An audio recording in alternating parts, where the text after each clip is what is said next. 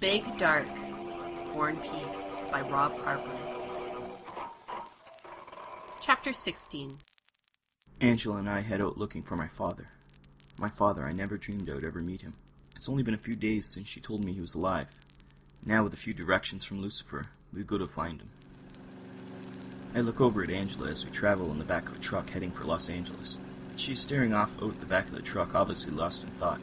She is so beautiful, and once again I try not to think about her in that way. She's an angel, unobtainable. Not to mention she's never shown any interest in me in that way. But still I look at her and wish all of this wasn't real. No such luck. All of this is real.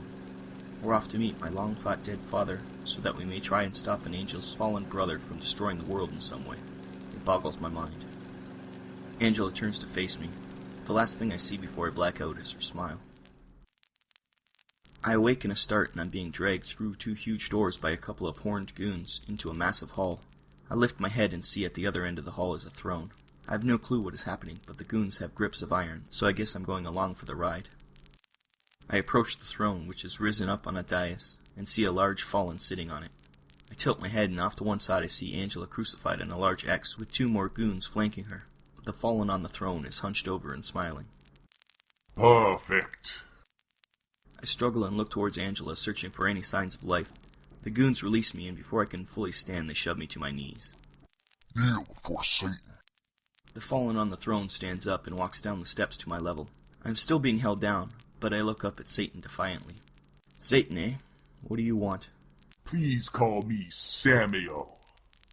Only the servants call me by that title. Samuel grabs my face and examines it in an aloof way. My eyes are locked into his. The hate and despair radiating from them is palpable.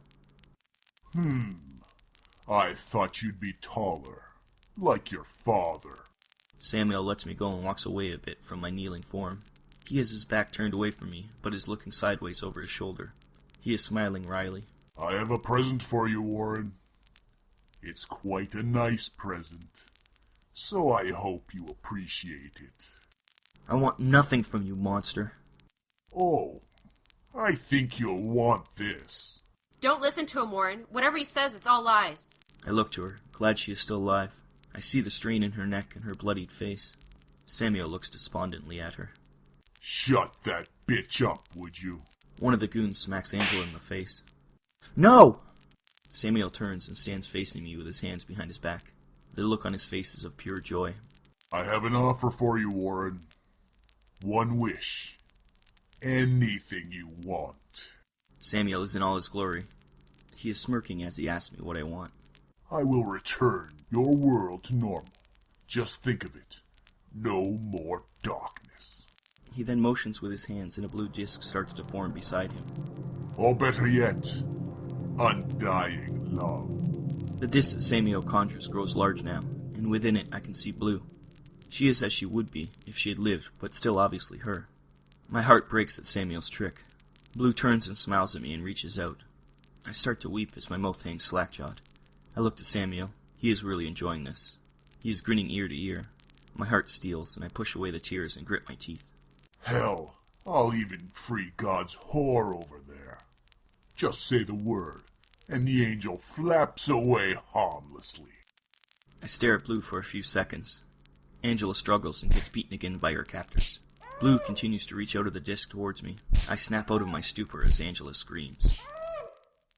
Warren, do what you know is right. Free the world. You must do it. This is your chance. You know that Blue is in a better place. Bringing her back would be wrong. Warren?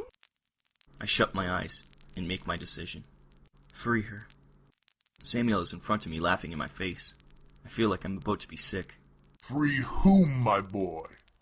You've got two girls here, you know. Angela. Samuel stands up howling with laughter. The goons have released their grip and I sink to the ground. I knew it! I was such a fool for ever thinking that the almighty son of the Buchanan was the threat to me. You could have ended it all, or had the love of your life back, and you chose the love of a goddamned angel. I awake with Samuel's laughs still echoing in my head. I don't know if I was even unconscious. I just find myself in the middle of nowhere suddenly. Angela's weak form is in my arms. We've been transported to a desert. It is dark, of course. You shouldn't have done that. If I had left you, the entire world would have meant nothing. And what of Blue?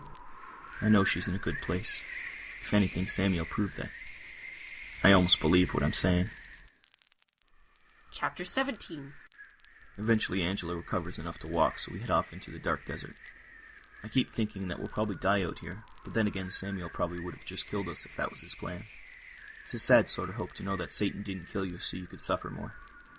In the distance, I hear a truck. I leave Angela for a second and run to what must be a road nearby. It is a road, and it is a vehicle. I feel my luck is returning. I flag the driver down. What the hell are you doing out here? We got lost. Please, alright? We? Angela crests the side of the road into view, and even in her weakened state, she takes my breath away. I turn to the driver and see that the feeling is mutual. Hurry up and get her in here. She doesn't look too good. I run to help Angela the final few yards. We travel a ways in the truck, and the driver tells us his life story. It's almost reassuring to see something as normal as a truck driver going about his job in this messed up world. As we bump along the dusty highway, we find out we're in New Mexico. Not a coincidence that Samuel dropped us here. Now all that's left is to find my father. How big can New Mexico be anyway? The driver drops us off at a diner in the middle of nowhere. He has to swing south to Old Mexico, and our path is to stick around the state somewhere. We thank him and he drives off into the darkness, and we enter the little diner hoping we can get a ride or some kind of clue as to where to go next. We sit at the counter and I look over at Angela. She is already looking much better to my relief. She catches me looking at her with what must be a concerned look, and she smiles. It's okay. We heal quickly. The waitress comes over and I order a coffee. Angela does the same. I don't know if it's to keep up appearances, or if she really drinks the stuff. We get our drinks and I happen to glance around. I catch someone looking at us. If it'd been any other week, I wouldn't think anything of it, but now my intuition was tweaked. I nonchalantly look around some more, and soon realize that most of the booths in this place have military-looking people in them, all of whom are trying not to look our way. I see them too. Do you think they're with Demas or Samuel? She just shrugs and sips her coffee. The tension in the air seems to increase until I can't take it anymore. I stand up and face the rest of the diner. The waitress is about to refill our cups, but stops and looks at me as I jerk up and swing around. Okay, look, I don't have all night. If it is night. Let's get this over with. I'm surprised and more than a little relieved as one of the men laughs. I turn towards the man and see he's sitting with another guy who's eyeing me like nobody's business. He looks familiar, but I just can't put my finger on it where I recognize him from. Just like his father. Come on, boys, fun's over. Jacobs, pay the lady. Let's move out. Morin, Angela, follow us outside if you will. What can we do but follow? We are led outside to a waiting military-style truck that was parked around the back of the diner. Hop in. All will be explained when we get to camp. My name's Sergeant Baines, by the way. He heads to the front of the truck. We climb into the back with 5 other guys, including the one that was giving me the once-over inside. Angela and I sit beside each other on one of the long benches in the back. I look over at her, and she seems as calm as ever. The man who I thought I knew from somewhere sits directly across from me. He doesn't say a word, but he keeps his eyes on me. From what I can tell from the back of the canvas truck, we head down the highway a ways, then off onto a rough desert road. After what seems like a long while, traveling in silence, we slow to a stop, and Sergeant Baines comes around the back. Well, we're here. Home, sweet home. Baines drops the truck's tailgate to let us out. I jump down and help Angela after me, and we find ourselves in a tented staging area, with quite a few military-looking men wearing white uniforms running around looking busy. The other guy who was in the truck with us falls into step behind us as we are led into the camp. We are met by a group of men led by one who is obviously in charge. He is very tall and broad, and even if I didn't see the resemblance, I just know I am facing my father. He just looks at me without showing anything in his face. The awkward moment is suddenly broken as Angela runs up to my father and hugs him. Robert, it has been too long. I see the architects have grown since I've seen you last. It has been too long, Angela. You are still going by that name, are you not?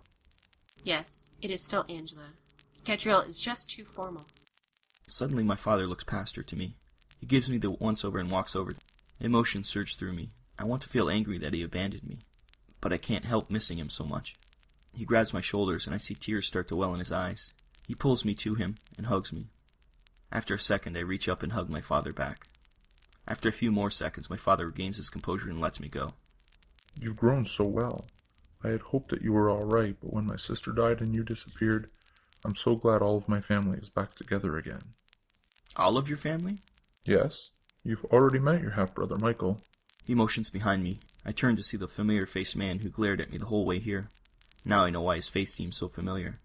The family resemblance is unmistakable. To be continued. So, Rob, Yes, Jack? have you heard of something called Finland Old Time Radio? No, I haven't. Well, you should. And how would you be able to tell your friends and family about such an excellent radio program? I have no idea. By wearing swag. Swag that has the logo, has the name, prominently displayed, very, very nice looking apparel. Where'd you get this swag? Where would you find that swag? Well, if I was setting up a website, And you it'd be did? Cafe Press because it's easy. So it'd be cafepress.com, / Vinland Old Time Radio. We could say slash, but I think you might enunciate a little bit better and give us that website one more time, champ. Cafepress.com / Vinland Old Time Radio. Buy some of the apparel, the knickknacks, the accoutrement, if you will. Patty Wax. Patty wax. I don't know what that means. But accoutrement is an appropriate use of that word. So Knick-knack, patty whack, give a dog a bone, Jack. We're the dogs, give us the bone. who let the dogs out? Oof, oof, oof. Okay, no. That's not a good ad, no. No. Cafepress.com / Vinland Old Time Radio.